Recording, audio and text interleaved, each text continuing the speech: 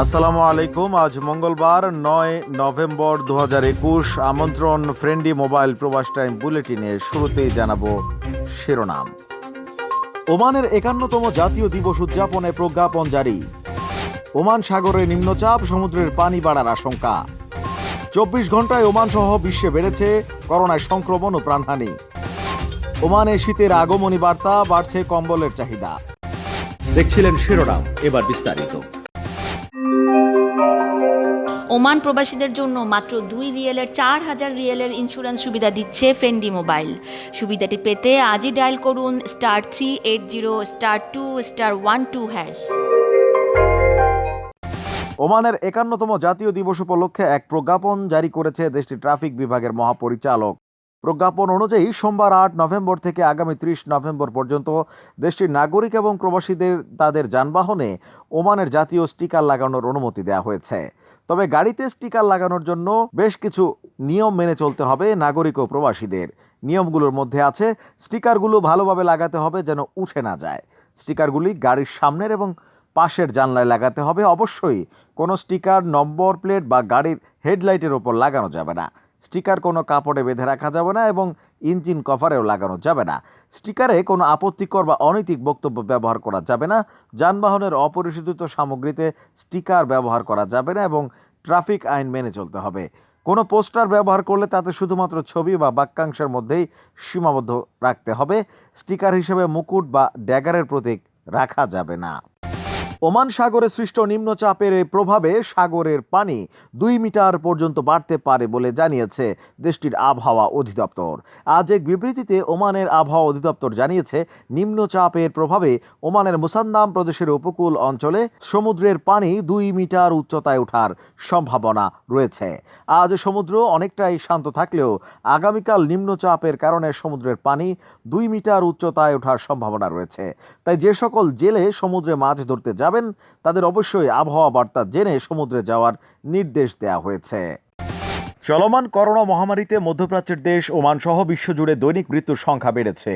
একই সঙ্গে আগের দিনের তুলনায় বেড়েছে নতুন শনাক্তের সংখ্যাও।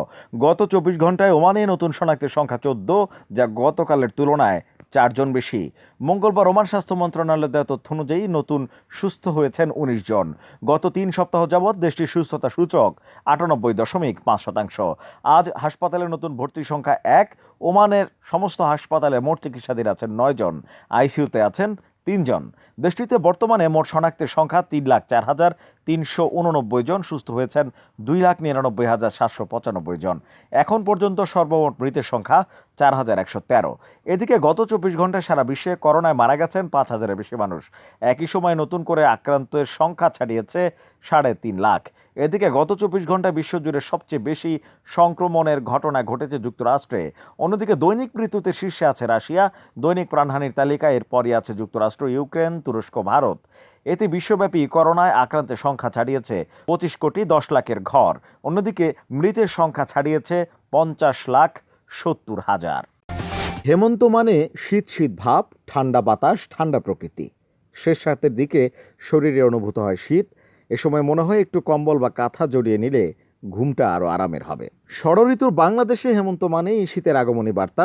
শিশির ভেজা ও কুয়াশা জানান দেয় শীত আসছে। শহরের ইট পাথরের দালানে শীতের পরশ একটু দেরিতে আসলেও উত্তরাঞ্চলে এর মধ্যে দেখা মিলেছে কুয়াশার। দেশের বিভিন্ন অঞ্চলে শীত নামছে। প্রকৃতিতে হেমন্তের হিম হিম হাওয়া, ঘাসও ভিজছে শিশিরে।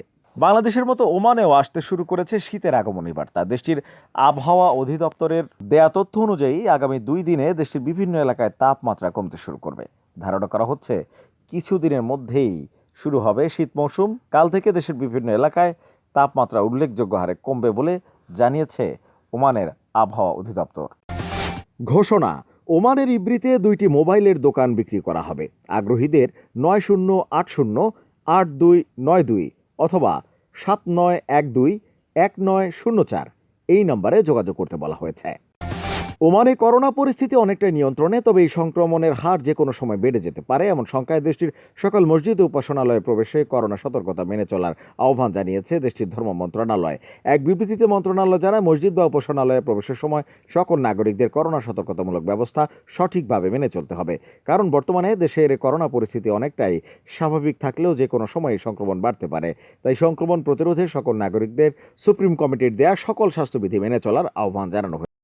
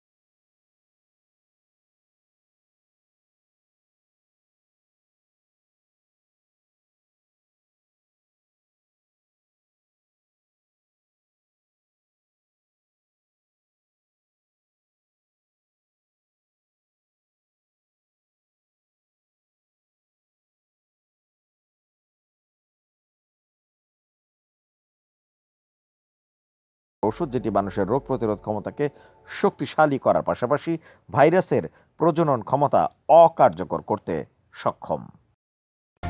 এই ছিল প্রবাস টাইম বুলেটিনের আজকের আয়োজনে। যে কোনো খবর পেতে ভিজিট করুন probastime.net, সাবস্ক্রাইব করুন প্রবাস টাইমের ইউটিউব চ্যানেল, যুক্ত থাকুন ফেসবুক পেজে।